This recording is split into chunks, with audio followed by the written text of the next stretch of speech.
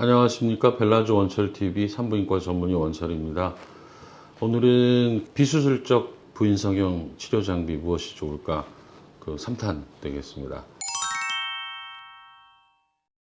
오늘 제가 들고 나온 것은 제가 외래 제일 많이 사용하고 있는 CO2 레이저를 통한 질감내 치료, 탄력, 요실금 치료 목적으로 쓰고 있는 그 레이저를 전달시키는 구조물, 몸에 삽입되는 부분에 대한 내용이 되겠습니다. 이 장비는 되게 이제 질 구조가 전질벽이 조금 짧고요. 후질벽이 긴데 보통은 9에서 11cm 정도 기준으로 했을 때 이 장비가 여기 보시면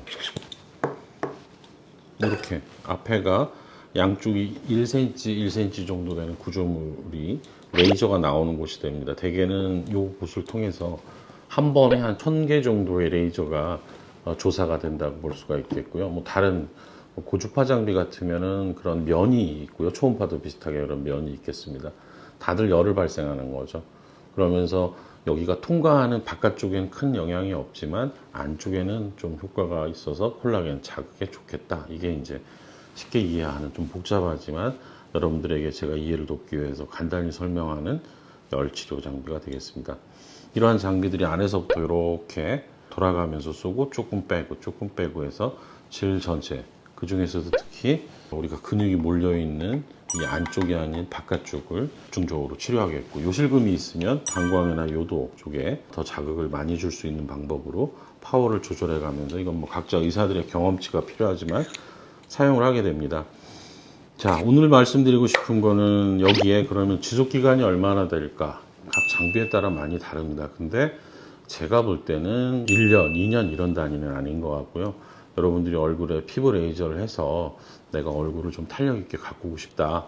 그런데 레이저를 하면 얼마나 가요 했을 때 보통 1년 얘기하듯이, 그러면 실제 효과는 6개월밖에 없는 것처럼 이러한 레이저도 사실은 그 정도 효과가 아닐까. 저는 제가 지금까지의 제 경험상 제가 가지고 있는 다양한 장비를 놓고 봤을 때 조금씩 차이는 있지만 최단 한 6개월에서 길게는 한 1년 정도의 효과를 보고 다시 똑같은 치료를 그만큼 하거나 또는 짧게 하거나 그럴 수가 있겠습니다.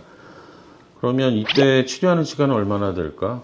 여기를 이렇게 통과해서 나오는 시간이기 때문에 30분 이상 걸릴 필요는 없고요. 안쪽을 치료하는 경우에는 마취는 전혀 필요가 없다고 생각합니다. 물론 약간 따뜻한 느낌이나 그런 어떤 장비가 들어가서 불쾌감 같은 정도는 있겠지만 여러분들이 산부인과에 진료를 받을 때 느낌이 조금 길게 있다라고 생각을 하시면 되고요. 할 때 부작용은 어떤 게 있을까? 조직을 손상할 정도의 강한 열이 나는 것은 그 기계가 고장났을 때 얘기고요. 대부분의 그런 장비들은 열을 발생함에 있어서 최고치를 항상 넘게 되면 기계가 자동으로 정지하게 된다든지 하는 기준은 가지고 만들어졌기 때문에 그러한 걱정은 하실 필요가 없겠습니다. 단지 우리가 원하는 층이 조직의 안쪽인데 그 레이저나 고주파나 초음파 장비가 통과하다 보면 그 통과하는 조직들마다 원하지 않는 부작용 또는 효과를 가져올 수가 있는데, 아무래도 열이 발생하다 보면 그 부분이 약간 화상을 입겠죠.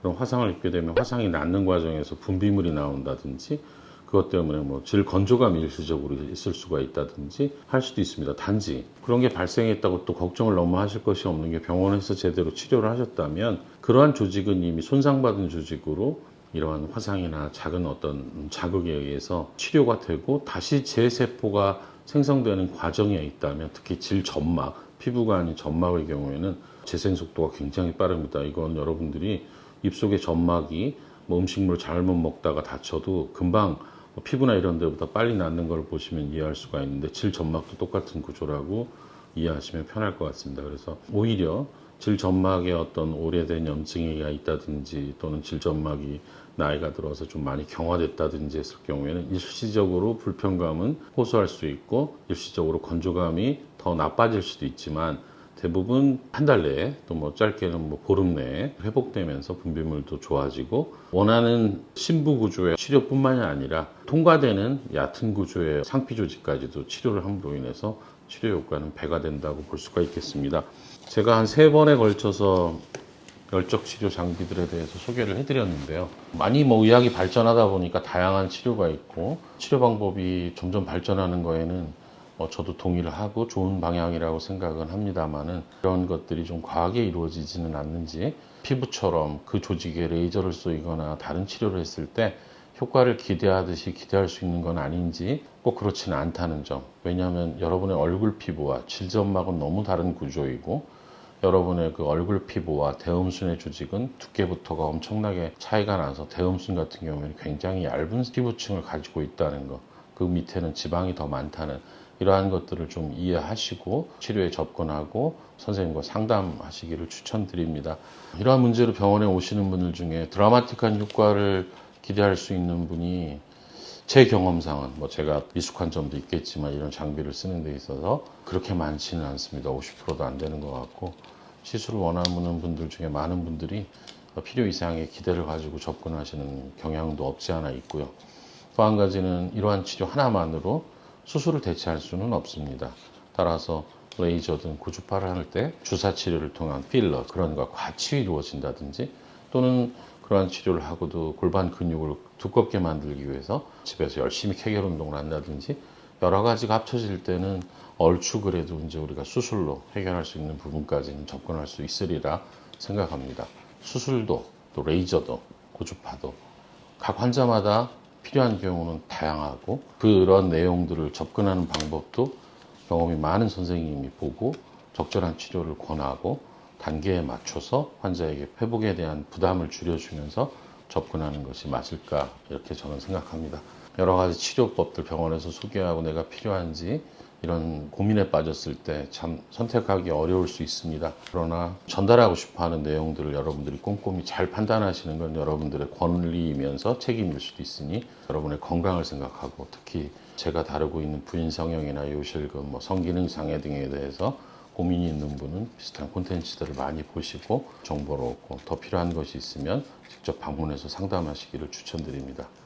이상으로 제가 한 3회에 걸쳐서 얘기했던 열적 치료 장비들에 대한 설명은 마치고 혹시 이제 이걸 보시고서 여러분 중에 어떤 설명이 좀 부족하다 빠진 것이 있다 하면 연락을 주시면 거기에 맞춘 내용을 제가 한번 다시 만들 수 있는 기회도 만들어 보도록 하겠습니다. 그동안 시청해 주셔서 감사합니다.